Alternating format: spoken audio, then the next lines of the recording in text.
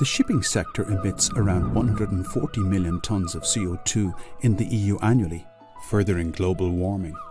By implementing the world's first carbon price for ocean shipping, the EU can help reduce this. The EU will make polluters pay for their emissions by including shipping in its emission trading system. As the price grows over time, this creates an economic incentive to reduce emissions and generate funding for zero emissions technologies and vessels. But policymakers must get the details right, and here's how. Number 1. Cover all of the EU shipping routes.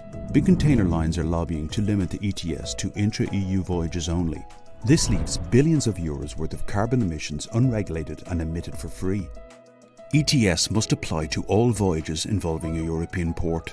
The EU has every right to regulate voyages arriving at or leaving a European port, which would aid shipping emissions progress at the UN level. Number 2. Cut the phase-in period. The EU can't wait until 2026 to make the industry pay for its pollution. This would only delay investments in zero emissions technologies and fuels. Implementing from 2023 means faster emissions reduction, innovation and new jobs.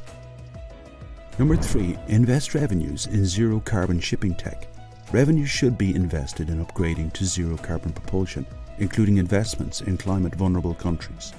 This means supporting zero emission fuels and technologies like wind propulsion, electric batteries and green hydrogen. The EU can prove its climate leadership by creating an ambitious ETS for shipping. Together, we can steer global trade towards a zero carbon future.